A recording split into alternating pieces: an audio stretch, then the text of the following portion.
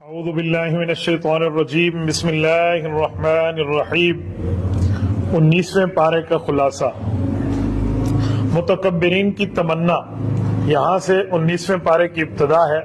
کل ہم نے 18ویں پارے کے آخر میں پڑھا تھا کہ مشرکین کا انبیاء پر یہ اعتراض تھا کہ جو انبیاء کرام ہوتے ہیں یہ کھانا کیوں کھاتے ہیں، یہ سوتے جاگتے کیوں ہیں، ان کے ساتھ فرشتے کیوں نہیں ہیں، اس طرح کے سوالات ان کے تھے۔ یہ اسی تسلسل کو آگے جاری رکھا ہوا ہے۔ متکبرین کی تمنا کو رب کریم نے بیان فرماتے ہوئے یوں فرمایا وَقَالَ الَّذِينَ لَا يَرْجُونَ لِقَاءَنَا لَوْلَا۔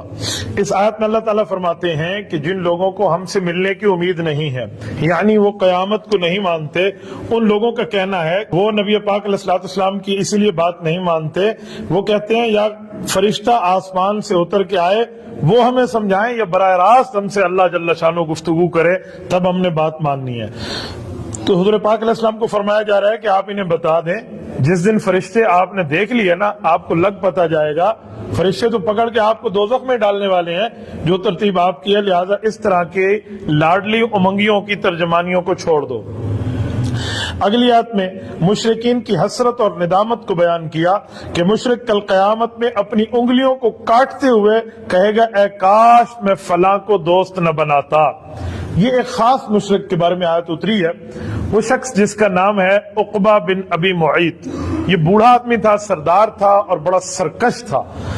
اس بندے کی بڑی دوستیاں بھی تھی مکہ مکرمہ میں، اور یہ شخص حضرت ابوبکر صدیق رضی اللہ عنہ پہ بھی ظلم کر چکا ہے اور رسول اللہ صلی اللہ علیہ وآلہ وسلم کے اوپر بھی ظلم کر چکا ہے۔ لیکن ایک وقت آیا آپ علیہ الصلوۃ والسلام نے اس کو دعوت دین دی تو اس نے کہا جی میں ماننے کے لیے تیار ہوں، بس میں ایمان لا رہا ہوں، بظاہر تو اس نے کہہ دیا۔ جب یہ تھوڑی خبر پھیلی اور امیہ بن خلف ایک بے ایمان تھا جس کے بارے میں حضرت شیخ زکریا رحمۃ اللہ علیہ نے فضائل اعمال کے اندر واقعہ لکھا ہے کہ نبی علیہ الصلوۃ والسلام نے ایک برچھا صحابی سے لے کر اس کو مارا تھا اور وہ اونٹ کی طرح چیخ رہا تھا، وہ اس کا دوست تھا۔ اس نے کہا واہ آخر میں آگے ایمان لا رہے ہو، ساری زندگی ہمارے ساتھ بت پرستی کی ہے اور اب بت غلط ہو گئے ہیں، لہذا تیری میری یاری یہی ہے، دوستی کا تقاضا یہ ہے کہ تو یہ تعلق رسول اللہ صلی اللہ علیہ وسلم سے چھوڑ دے۔ اس نے کہا جی بہت اچھا، بس مجھے بھی کسی دوست کی ٹیک چاہیے، آپ نے بتا دیا لہذا میں نے ان سے دوستی چھوڑ دی۔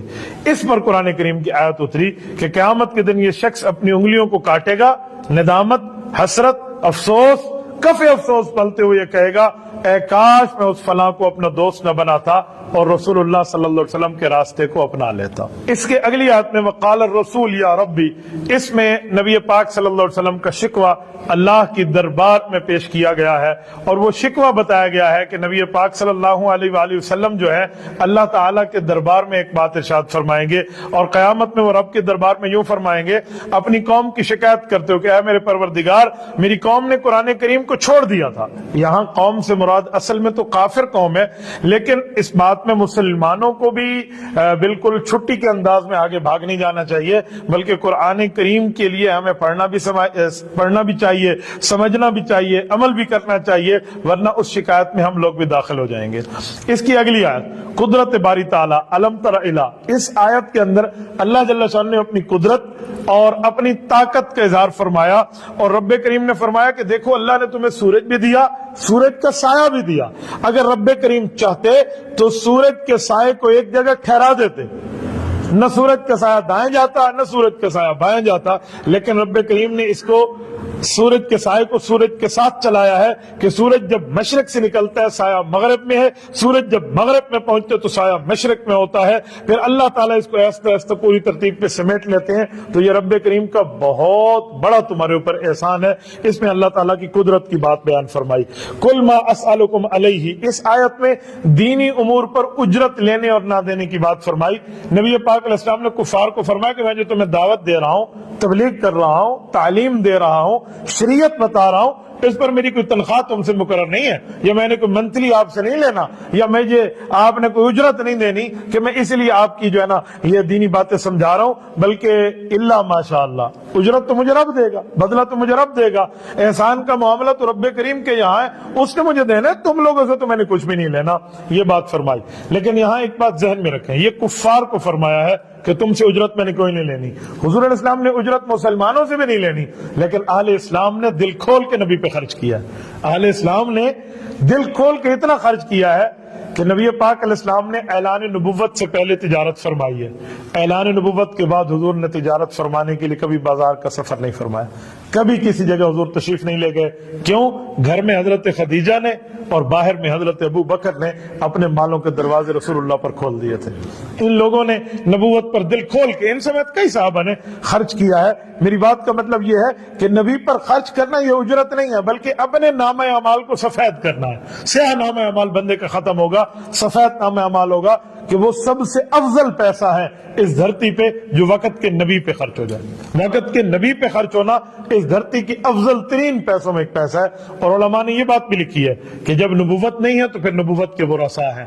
مثلا حافظ قرآن حفظ میں نبی کا وارث ہے, قاری قرآن قرات میں نبی کا وارث ہے, اسی طرح عالم قرآن علم میں نبی کا وارث ہے, اسی طرح مفتی شریعت کے افتاء میں نبی کا وارث ہے, محدث حدیث میں نبی کا وارث ہے, مفسر تفسیر میں نبی کا وارث ہے, اور فقیہ فقہ اور سمجھ میں نبی کا وارث ہے.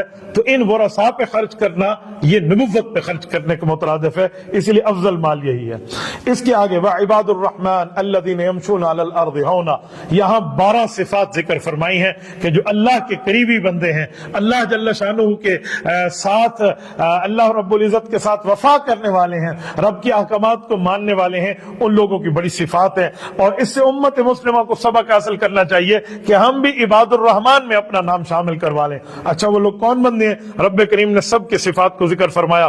زمین پر عاجزی میں چلتے ہیں, تکبر نہیں کرتے, جاہل ان سے کوئی بات کرے تو سلام کہہ کر ہٹ جاتے ہیں, رات کو رکوع کرتے ہیں, سجدہ کرتے ہیں, یعنی تہجد کا اہتمام کرتے ہیں, جہنم کے عذاب سے بچنے کے لیے رب کی دعا مانگتے ہیں, میانہ روی اختیار کرتے ہیں, فضول خرچ نہیں کرتے, بخل سے کام نہیں لیتے, اللہ کے ساتھ کسی کو شریک نہیں کرتے, ناحق قتل نہیں کرتے, زنا نہیں کرتے, جھوٹی گواہی نہیں دیتے, گناہ کی جگہ سے گزر جاتے ہیں وہاں کھڑے نہیں ہوتے, قرآن کریم کو سمجھتے بھی ہیں, قرآن کریم پہ عمل بھی کرتے ہیں, اور دعا مانگتے ہیں اللہ ہمارے اہل و عیال کی آنکھوں کو ٹھنڈک کا ذریعہ ہمارے لیے بنا دے, ہمیں متقین کا امام بنا دے. یہ وہ صفات ہیں جو عباد الرحمن اللہ نے فرمایا میرے بندوں کی ہیں, لہذا ان صفات کو اللہ تعالی ہمیں اپنانے کی توفیق عطا فرمائے.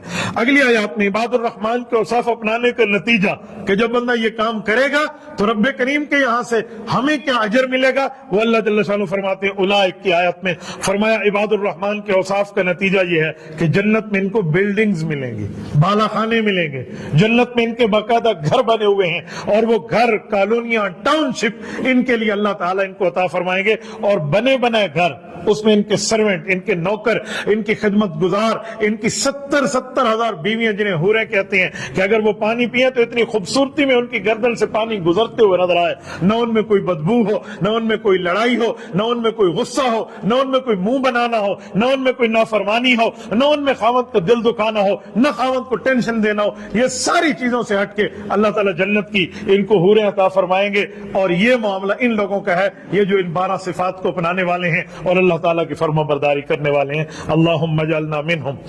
اس کے آگے سورۃ الشعراء ہے, اس کو شعراء شاعر کی جمع ہے.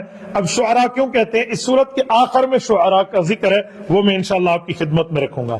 نبی پاک صلی اللہ علیہ وسلم کی کڑھن سے اللہ تعالیٰ نے اس سورت کو شروع فرمایا. اب کڑھن کیا ہے؟ فرمایا لعلک باخع نفسک.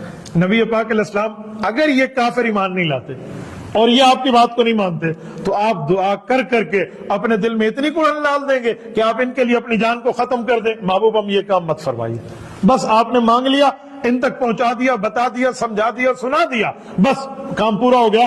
آگے ان کے لیے اپنی جان کو خدا نہ خواستہ اتنی تکلیف میں ڈالنا کہ بندہ اپنی جان ہی ختم کر بیٹھے, فرمائے یہ کام مت فرمائیے, بس آپ کے ذمہ پہنچانا ہے.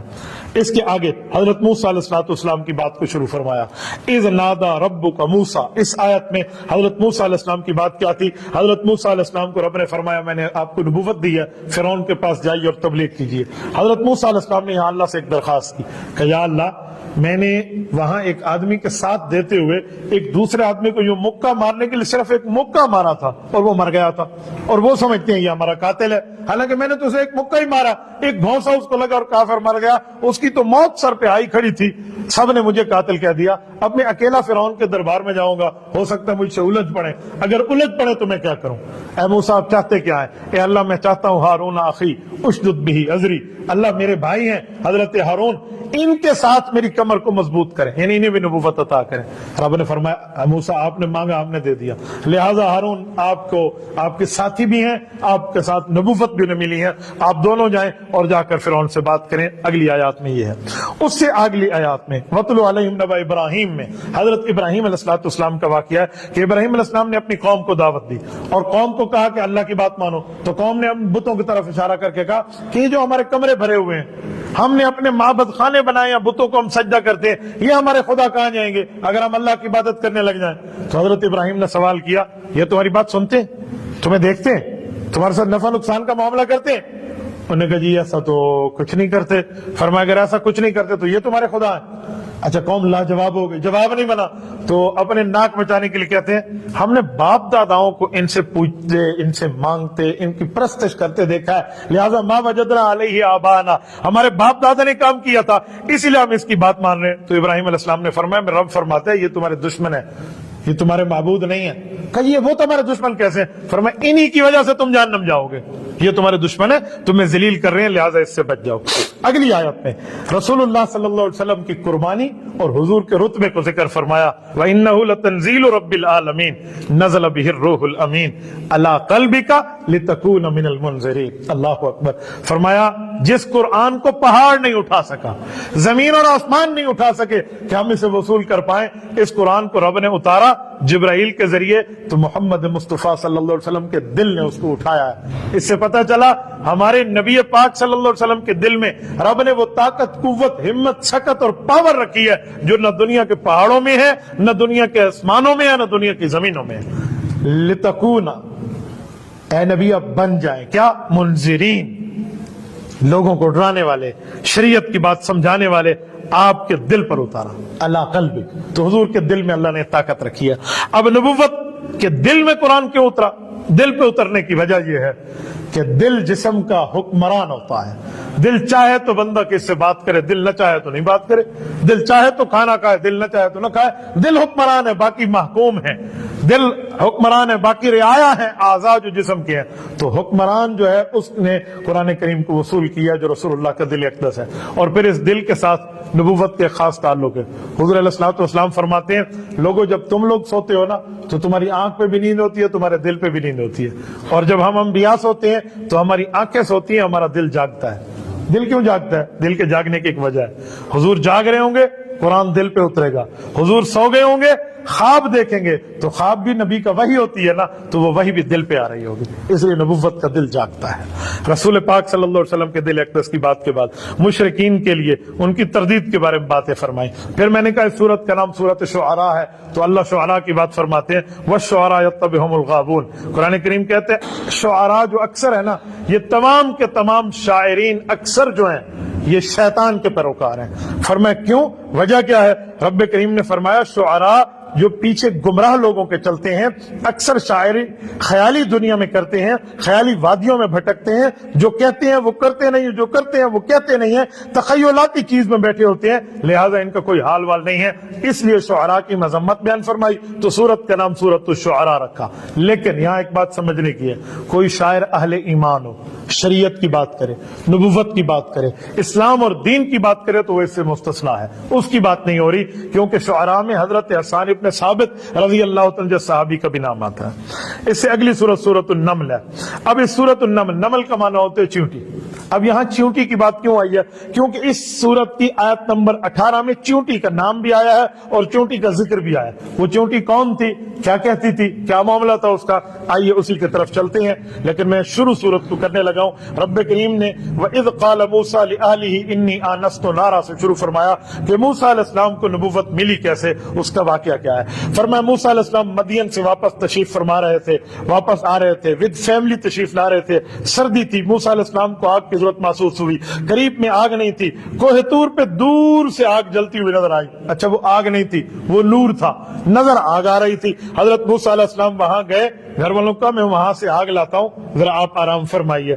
وہاں حضرت موسیٰ علیہ السلام تشریف لے گئے تو دیکھا کہ نہ پتے جل رہے ہیں، نہ ٹہنیاں جل رہی ہیں، نہ شاخیں جل رہی ہیں، اور آگ نکل رہی ہے، تو اللہ کا نور تھا۔ رب کریم نے فرمایا اے موسیٰ میں آپ کا خدا ہوں، میں ہر چیز پر غالب ہوں، حکمت والا ہوں، میں نے تمہیں نبوت کے لیے چن لیا ہے، نبوت عطا کی ہے، یہ معجزات ہیں، یہ نشانیاں ہیں، جاؤ اب فرعون کو تبلیغ کرو۔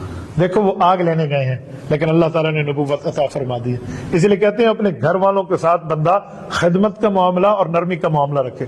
دیکھو موسیٰ علیہ السلام بھی اپنی اہلیہ کے لیے وہاں گئے ہیں نا، آگ لانے کے لیے، رب نے نبوت جیسا مقصد عطا فرمایا۔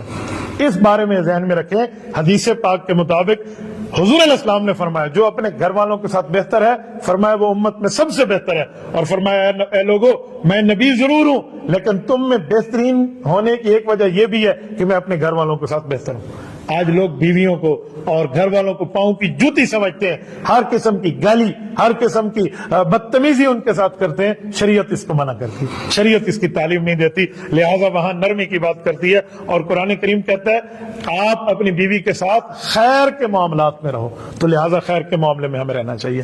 اسی اگلی آیات میں اللہ تعالیٰ نے حضرت داؤد علیہ السلام کی اولاد میں حضرت سلیمان کی نبوت کی بات ارشاد فرمائی ہے۔ ووارث سلیمان و داؤد، اس آیت میں کیا ارشاد فرمایا کہ حضرت سلیمان کو حضرت داؤد کی وراثت ملی۔ اب سوال یہ ہے، یہ وراثت مالی نہیں تھی، یہ وراثت علمی روحانی تھی، نبوت والی۔ لیکن کچھ لوگ کہتے ہیں دیکھو نبی کی وراثت تو ہے، حالانکہ اہل اسلام کہتے ہیں حضور علیہ السلام کی وراثت تقسیم نہیں ہوتی۔ میں کہتا ہوں بابا یہ وہ وراثت نہیں ہے جسے آپ سمجھ رہے ہو، یہ دنیا کی جائیداد، زمین اور پلاٹ کی اور مال کی، درہم اور دنانیر کی وراثت نہیں ہے، بلکہ اگر یہ مال کی وراثت ہوتی تو داؤد علیہ السلام کے 19 بیٹے تھے، 19 بیٹوں میں 18 کو تو نہیں ملا، ایک حضرت سلیمان کو ملا۔ کیوں؟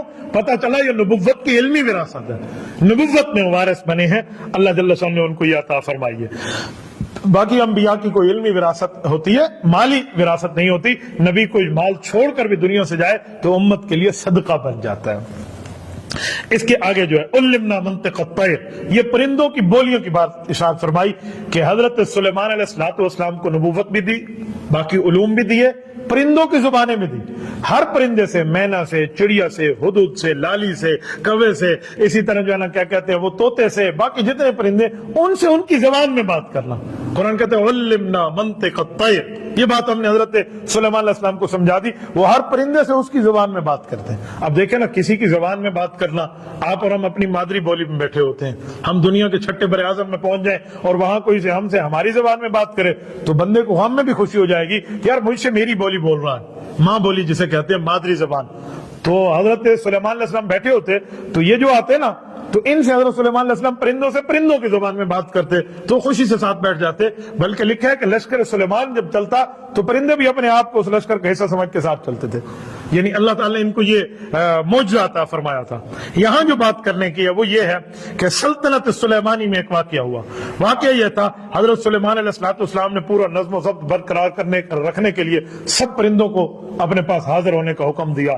ساری مخلوقات میں سارے آ گئے پر ایک پرندہ نہیں آیا، اس کا نام ہے ہدہد۔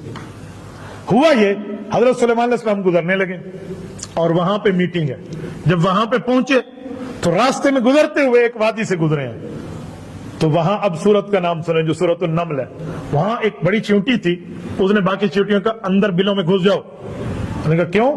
کہا بلوں میں نہیں گھسو گی نا، یہ سلیمان علیہ السلام کا لشکر آ رہا ہے، ان کے ساتھ ہر طرح کی مخلوق ہے، انہوں نے جانے انجانے میں تمہیں بریگیڈ دینا ہے، تم نے نہیں بچنا، لہذا اپنے اپنے بلوں میں گھس جاؤ، تمہارا کوئی اتا پتہ نہیں چلے گا کہ تم کہاں پہنچے اور کہاں نہیں پہنچے۔ انہوں نے کہا جی بہت اچھا۔ وہ ساری اپنی بلوں میں گھس گئی۔ جب وہ اندر گھس گئی تو حضرت سلیمان علیہ السلام وہاں سے تشریف لے گئے۔ اب سمجھیے اس چیونٹی نے بات کی تھی، چیونٹی کو نمل کہتے ہیں، تو اس نمل کا نام اللہ تعالیٰ نے قرآن کریم میں ذکر فرما دیا اور پوری سورت ان کے نام پہ دے دی۔ اب آگے گئے تو تفقد الطیر، آگے جا کر اللہ تعالیٰ کے نبی نے ان کی پوری حاضری لی، جتنے وہاں پرندے بیٹھے تھے۔ اب سارے پرندے حاضر ہیں لیکن انہوں نے فرمایا کیا ہو گیا یار، ہدہد نظر نہیں آ رہا، ہدہد کہاں پہنچا؟ ہدہد کی ہم نے حاضری منگوائی تھی، ہم کان من الغائبین، کہاں چھپ گیا، کس جگہ غائب ہو گیا؟ ہدہد تو ہمیں نظر نہیں آ رہا۔ اب ہدہد حاضری میں نہیں تھا تو حضرت سلیمان علیہ السلام نے فرمایا اچھا اس کو آنے دو، یا تو یہ وجہ دے گا، ریزن دے گا، اور سالڈ ریزن ہوگی کہ کہاں گیا تھا۔ اگر یہ وجہ نہ دے پایا نا لأذبحنہ، پھر میں اس کی گردن اس کے سر سے جدا کروں گا اور اس کو ذبح کروں گا اور آپ دیکھ لینا۔ کہا جی بہت اچھا، سخت سزا دوں گا۔ آ گیا، قرآن کہتے فمکث غیر بعید، کچھ وقت گزرا تھا، تھوڑا سا وقت گزرا، ہدہد آ گیا اور وہ آیا اور انہوں نے کہا کہ حضرت عذر یہ ہے، وجہ یہ ہے کہ میں اس لیے حاضری میں پہنچ نہیں سکا، وجہ یہ تھی کہ میں ایک علاقے میں گیا ہوں اور وہاں سے آپ کے لیے بہت بڑی خبر لایا ہوں۔ تو حضرت سلیمان نے پوچھا کیا خبر ہے؟ انہوں نے کہا جی میں ایک جگہ گیا، وجئتک من سبا بنبأ یقین، وہاں ملک سبا ہے، وہاں ملکہ سبا کا معاملہ ہے، وہ ایک عورت ہے، حکمرانی کر رہی ہے، رعایا ہے، اس کی سلطنت ہے، لیکن وہ لوگ سورج پرست ہیں، مشرک ہیں، وہ ایمان والے نہیں ہیں، اور وہاں ان کا یہ معاملہ ہے۔ تو نے کہا جی اچھا یہ بات آپ کرنا چاہ رہے ہیں؟ اب حضور نے کہا حضرت اس کا بہت عالی شان اور بہترین شاندار ما جبین دل نشین اور جو ہے نا خوبصورت سا اس کا تخت بھی ہے، اور ایسا تخت تو میں نے کہیں بھی نہیں دیکھا۔ کہا جی بہت اچھا، چلو پھر کچھ کرتے ہیں۔ حضرت سلیمان علیہ السلام نے خط لکھا ایمان لانے کے لیے ملکہ سبا کو، کیسے ایمان کی دعوت دے دیں، اور اسے بتائیں کہ فوراً تو میرے پاس آ جا اور ایمان لانے کے لیے یہاں پہ آ جا، لہٰذا جاؤ، اور کہا کہ حضور تیرا سچ اور جھوٹ بھی پتہ چل جائے گا، یہ خط لے جا۔ انہوں نے کہا جی حضرت میں نے تو سچ بولا، چلو میں آپ کے خط لے جاتا ہوں۔ خط لے گیا، خط وہاں پہ پہنچا، خط کا مضمون یہ تھا کہ اللہ کے نام سے شروع، جو بے حد مہربان ہے اور نہایت رحمت کرنے والا ہے، میرے مقابلے میں سرکشی نہ کرو، تابعدار بنو، ایمان لاؤ اور تابعدار بن کے چلے آؤ۔ ملکہ سبا کے پاس جب یہ خط گیا، اس نے درباریوں کو، اپنی ارکان پارلیمنٹ کو بٹھایا، شورا بیٹھی، سب کے سامنے بات کی، یہ خط آیا، بتاؤ کیا کریں؟ تمام ان کے ماننے والوں نے کہا کہ ہم طاقتور بڑھیں، جنگجو ہیں، ہم لڑ پڑیں گے، جو آپ کہیں گی، لیکن آخری فیصلہ آپ کا ہوگا۔ آپ کہیں گی لڑ جائیں، لڑ پڑیں گے، آپ کہیں گے رک جاؤ، ہم رک جائیں گے، باقی معاملہ آپ کا ہے، میرا اس میں کوئی لینا دینا ہمارا نہیں ہے، جیسے آپ فرمائیں گے ہم ویسے چلیں گے۔ کہا جی بہت اچھا۔ انہوں نے کہا اچھا آپ ایسا ہی کریں۔ اب کیا کیا؟ حضرت سلیمان علیہ السلام نے ایک کام کرایا، اور انہوں نے کہا جی آپ ایک کام کریں۔ جی کیا کام کریں؟ ملکہ بلقیس نے حضرت سلیمان علیہ السلام کو تحائف بھیجے، تحفے بھیجے، اور یہ سب کچھ دے کر ان کو وہاں پر حدود کو بھیج دیا۔ تو حدود کو حضرت سلیمان نے کہا کہ یہ میں نے تحفے تم سے لینے کے لیے بھیجا تھا، یہ مالی مدد مجھے چاہیے تھی، لے جاؤ اپنی ساری چیزیں، مجھے بندے چاہیے، ایمان چاہیے، کفر ختم کرنا ہے، میں نے شرک ختم کرنا ہے، آپ میرے لیے یہ گفٹ کی چیزیں لے کر آ گئے ہو، یہ نہیں چاہیے۔ تو وہاں گیا تو حدود خط جا کے دیا، تو ملکہ سبا مطیع فرما بردار بن کے ایمان لانے کے لیے آئی۔ اتفاق دیکھیں، وہ آ رہی ہے، اس دوران حضرت سلیمان علیہ السلام نے فرمایا کوئی ایسا کیا جائے جو انہونی بات ہو۔ کہ جی کیا ہو؟ آصف بن برخیہ وہاں بیٹھا ہے، ان کے وہ ہے دربار کا ایک درباری ہے، ان کا صحابی ہے، جانشین ہے، اور اللہ تعالیٰ نے اسے علم کتاب عطا فرمایا، اس کے ذریعے اس کے اسی تخت کو اٹھوا لیا۔ ابھی ملکہ سبا پہنچی نہیں ہے، اس کا تخت یہاں آ گیا، اور جب ملکہ سبا حضرت سلیمان کے پاس پہنچی تو تخت ان کے پاس پہلے آ چکا تھا۔ اس نے آ کے دیکھا کہ میرے تخت کو کیا ہو گیا، کیا معاملہ ہے بھائی؟ تو بڑی حیران و پریشان و سرگردان رہ گئی۔ وہاں اس نے کلمہ پڑھا اور کلمہ پڑھ کے ایمان لے آئی، اللہ تعالیٰ کی فرما برداری میں ہو گئی۔ اگلی آیت میں، اسی پارے کی آخری آیت میں توحید پر ایک خطبہ اللہ تعالیٰ نے ارشاد فرمایا ہے، قل الحمد للہ وسلام علی عبادہ الذین اصطفیٰ۔ اس آیت میں رب کریم نے گزشتہ انبیاء کے واقعات کو، قصص کو بیان فرما کر آخر میں یہ فرمایا کہ خطبہ کے آداب یہ ہیں، اللہ کی حمد و ثنا ہو اور اللہ کے منتخب بندوں پر سلام ہو، اس کے ساتھ پھر توحید کی بات ہو، اور پھر بتایا جائے لوگوں جن کی پرستش تم کرتے ہو، تمہارے معبودان باطلا، یہ بہتر ہے یا اللہ جل شانہ بہتر ہے کہ اس کو تم نے اپنے ساتھ شریک بنا رکھا ہے؟ یہ بات فرما کر رب کریم نے 19ویں پارے کو ختم فرمایا ہے۔ یہ کل خلاصہ تھا چند آیات کا جھلکیوں کی شکل میں جو میں نے آپ کے سامنے رکھا۔ اللہ پاک ہمیں عمل کی توفیق عطا فرمائے۔ وآخر دعوانا ان الحمد للہ رب العالمین۔